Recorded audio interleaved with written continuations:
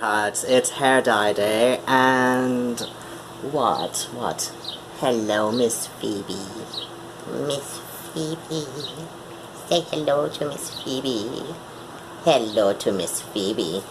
But that's not why I'm bringing you here today, but she is gorgeous. Oh, yes, we love the antique lamp. What I was bringing you here today for is... So it's hair dye day, so... Oh shit, I forgot to set a timer. I'll do that when I get up from this, unless I take too long. But there's a timer right on the phone to time me and how long this is taking, so I'll use that instead.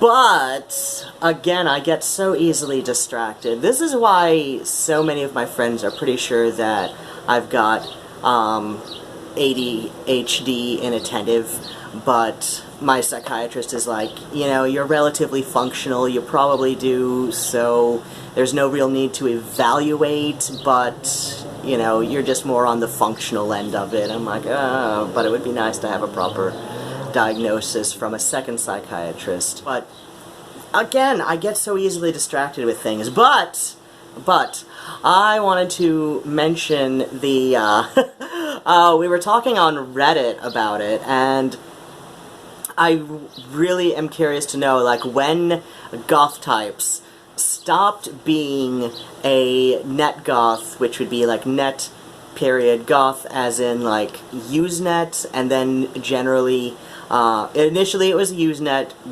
goths, which was like, you know, an archaic bulletin board system for internet socialization. So it is still technically in use on the Google Groups format, but again, I'll get distracted if I go into too much about that. So so initially Usenet goths on Alt.Gothic, which was the Usenet forum setup. Then it became sort of in general use for goths who had a strong presence on the internet, and, you know, or was their primary means of socializing with other goths, which was, you know, the internet. And honestly, I think it went from sort of an in-joke amongst net goths to sort of this... It got taken seriously, I want to say, around the time social media really started taking off, which was about the time of the migration of a lot of us elders from Usenet to LiveJournal around 2001. And I say a lot of us. I mean, I was mostly a lurker just because I had, like, only library internet access, so I didn't get active with talking to people until around, like, 1999, 2000 on Usenet, and then I was, like, one of the earliest people to gravitate to LiveJournal when that was a thing. And, I was a little bit more active on the Net.Goth forum based out of the UK, but that doesn't exist anymore. Though Alt.Gothic technically still does. It's just, you know, being hosted on Google Groups. So, around the time that social media started taking off, and LiveJournal was pretty much the first major social network of things. Like, it, you know, yes, it was, you know, an early blogging site, or more like web diary journaling site, because most people would just, like, talk about their personal lives and all that, you know. So after, you know, so it sort of laid down a template for what would turn into Facebook, you know, for Facebook. And, you know, well, before Facebook it was MySpace. And between MySpace and Facebook was, you know, like, microblogging, like Twitter. There were a couple Twitter competing things with for Twitter. Sometime when, you know, the Great Migration onto LiveJournal happened, and, you know, what made LiveJournal so convenient was that, you know, you had the, you know, very early on they adopted, you know, like, LiveJournal communities, which was, you know, their version of the groups, and you could, you know, post things, you know, like, more socially, like, club updates that didn't get lost as easily, you know, in the muckety-muck as they would on Usenet. And, you know, then you had your own personal LiveJournal for, you know, more personal updates, and people could, you know, like watch you, like be your friend, or, you know, rather subscribe to your posts, and it did start feeling very personal. But I want to say around then, so LiveJournal got really popular really fast with younger people, where, you know, well, because Usenet had been around about a bit over a decade at that point. There, you know, Alt.Gothic had been around a bit more than a decade at that point when LiveJournal started taking off. So, of course, like, the older people were still using Usenet, though gradually less and less, and they were moving on to LiveJournal because that's where the younger Usenet people were moving to. And people who had never been on Usenet started using LiveJournal. So, but when the older people started gravitating from Alt.Gothic to LiveJournal's Goth group, and, you know, the Alt.Gothic group, and the Goth Fash, which was, you know, LiveJournal counterpart to Alt.Gothic Fashion. So around that time, you know, there were people who were no longer aware that this was just kind of an in-joke, that this was something that older goths talked about, and, you know, sort of, it was kind of a tongue-in-cheek, like, oh, I'm a mopey goth, you know, or I'm an ambigoth, I move back and forth between perky and mope. So yeah, like, my third, like, real serious boyfriend, you know, he would often comment about how I was, like, the nauseatingly perky goth. Like, I took it, you know, to the next step, like... But I'm okay with that, I'm okay with that, and I'm usually a bit more cheerful, even unmedicated. I'm usually a bit more cheerful than, you know, I'm not. I try to be optimistic. So,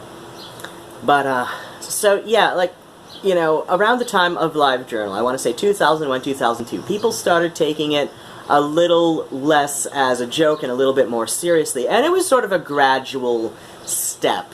It took a couple years before people started really taking this seriously. It was also around that time that there was a big divide between the death rock revival, which had been very much brewing in Los Angeles and New York since the late 90s. Remember, Cinema Strange formed in 1996, and they sounded very unlike a lot of, like, the old school death rock from LA. Like, they sounded a bit more like the best parts of Sex Gang Children and Virgin Prunes, with a bit of that surrealist, like, ultra-surrealist vibe of early Christian Death with Roz Williams. And honestly, the first Christian Death album with Roz Williams sounded only kind of like other death rock that was coming out of that era, like, you know, like Voodoo Church was a bit more punk. 45 Grave was straight up punk, as far as their sound goes, but they listened, you know, they had a lot of horror aspects, you know, they brought in the organ, sounded a bit more like the Cramps in some ways, but only on some songs. You know, you could say that the Adolescents were part of death rock. Oh, early Social Distortion, straight up punk. Straight up punk.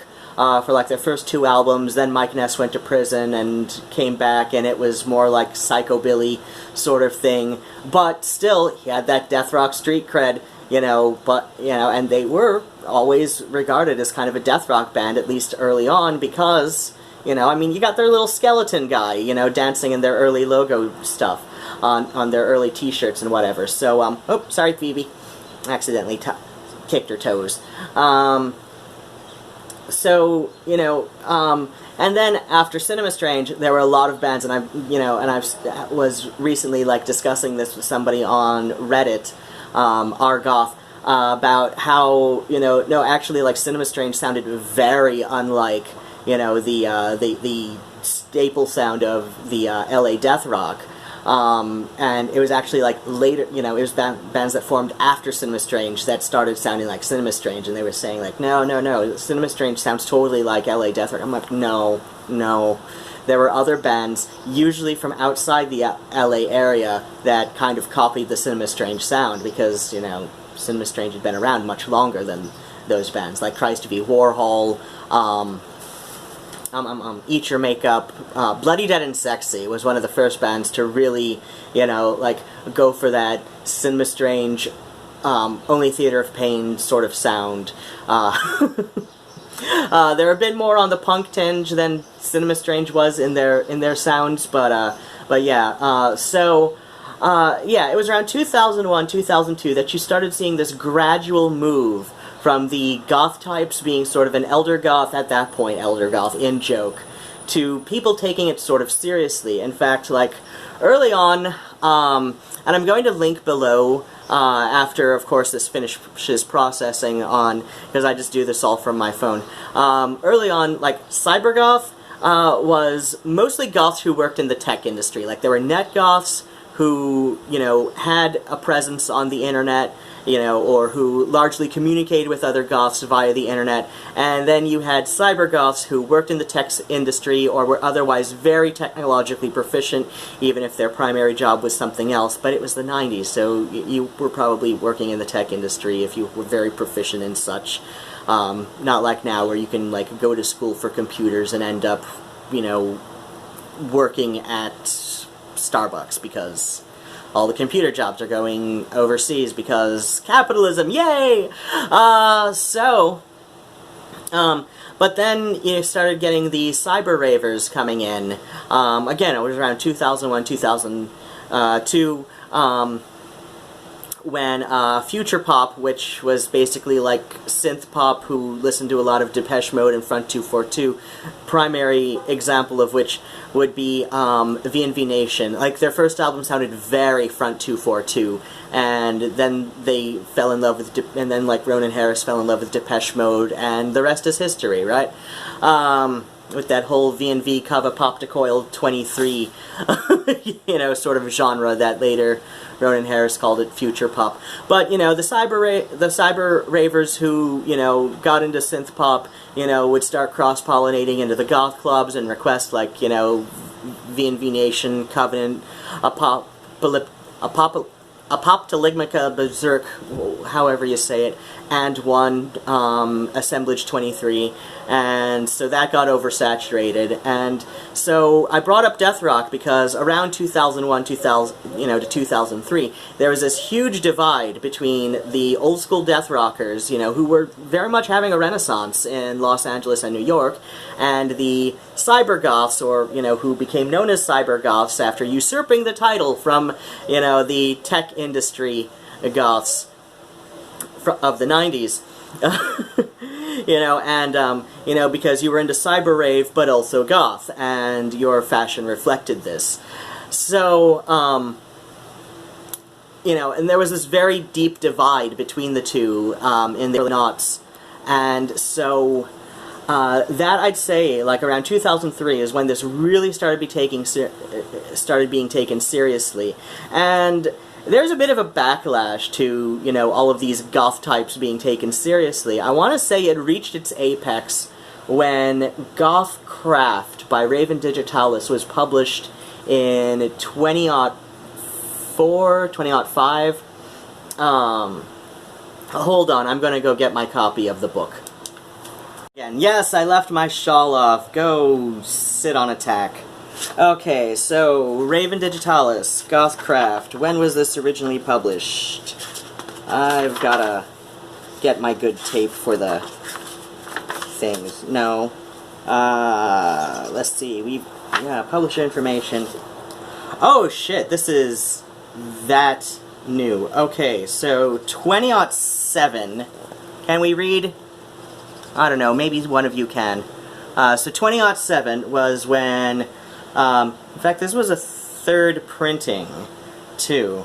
So yeah, 2006 was when Raven Digitalis wrote this, published 2007, and went into 3 printings already by the end of that year. So that was when I'd say the Goth Types reached its apex, because, you know, I've got a fairly detailed review of this book, which I will link below on my Older Pagan blog. In fact, like, I've got tons of notes in the margins. This has 0 resale value. So he's got chapter... Oh yeah, what is it? Chapter 2 on, Types of Goths. And this book, it does, no, it was an appendix to chapter 1. So, he goes on for several pages on the types of goths. Starts with the baby doll look, which kind of sprang up from Goth Lolita, cyber goths, death rockers, fairy goths, fetishists, glam goths, gothabillies, gothic lolitas. Goes on 2 pages about this, about how, you know, it was imported from Japan, and, let's see, gravers, which is, as far as I'm concerned, it's essentially the same as cyber, you know, cyber goths. Gutter goths, metal goths, mopey goths, which has nothing to do, it's nothing like the other ones. The other ones up to this point are based on fashion type. That is just based purely on, like, your general mood, which was one of the original, 150, then later 175 Goth types from Alt.Gothic. And there's a master list that somebody compiled and kept, you know, is kept archived on his own website. So, not goths. 2 pages going on about how fans of Marilyn Manson who sit at the mall all day are not goths. Perky goths, again, very unlike, you know, everything up to mopey goths. Rivet heads, which, you know, romantic goths, again, and now we're getting back to, you know, people who like clothes and music. Skimpy goths, sophistigoths, traditional goths, uber goths, vampires with a Y, Victorian goths, vintage goths, which I guess I would count as white goths, which is not about race, but, you know, in his explanation, but on the Goth Types list is his name for the negative goths, as in photo negatives. So rather than wearing all black, they wear all white, right? That's the joke. So I would say around 2007 is when this Goth Types as a serious thing that, you know, sort of just kind of happened through something just being lost in translation. So that's what I'd say. I'd say it was kind of lost in translation, but was once an in-joke amongst a bunch of now, you know, people in their 30s and early 40s on the internet, is now, or I guess late 20s, early 30s, if we're talking 2002, 2003. So yeah, like late 20s through mid-30s, now many of these people are much older. So it started out as an in-joke from people from about the age of 28 to, let's say, 42. Generally. Again, there will be people who are outliers, you know, either much younger at that time in 2001 or much older at that time in 2001. And so it started just getting lost in translation, that this was just kind of an in-joke. You know, you'd see people putting perky goth in their live journal interests. People would take this seriously, or they'd put cybergoth in their interests, you know, to indicate to old-school alt-gothic people that, oh, hey, I'm a goth, I work in tech, but, you know, or, you know, if you were one of the newer school, you know, oh, hey, I, you know, go to both cyber raves and, you know, goth nights. Again, this would be taken seriously, as if this was some kind of legitimate thing that existed outside of kind of an internet tongue-in-cheek, in-joke sort of thing. And so that's the brief history of Goth Types. Again, it started as just kind of a tongue-in-cheek thing on Alt.Gothic on Usenet, and slowly, and at least this is going from my hypothesis, because I was there, 98 to 2001 on Usenet, just like I said, as a lurker. I was on Net.Goth, .co.uk, I want to say 96 to 2002.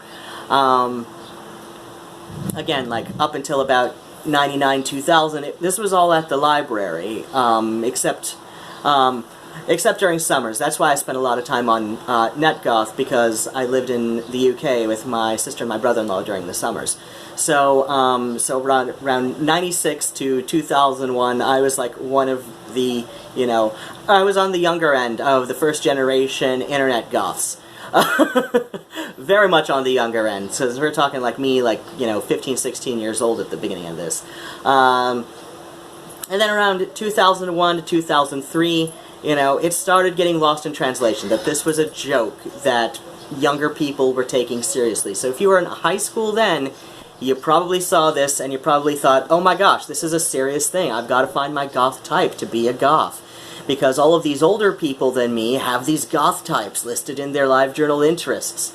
And 2006, 2007, with the publication of Goth Craft, again, there are so many problems with this book. In fact, I say in my review, it's probably a better primer on goth than it is on paganism. And even the author just kind of begrudgingly admits this now, and he's just like, yeah, I'm a little embarrassed by that, but, you know, it's got its good points. I just kind of wish that the publisher would let me do a revised and updated edition. I offered to work on a revised and updated edition with him, and, you know, he took that offer, but the publisher said no. So that's my name dropping for this video. And then what happened, yeah, I want to say, like, after the Apex and 2007, there's been, like, there's been this, like, growing divide between, like, old schoolers who know or at least understand that this was a joke on Usenet in the 1990s, to, you know, and younger people who still take this as a serious thing. I'm also going to link below to Angela Benedict's about how, like, you know, it's not a thing, you know, like, goth is just goth. But at the same time, you know, if you've been around on the internet as a goth, at least as long as I have, it's still going to be kind of funny to you. I just earlier today, this would be the 21st of June 2018.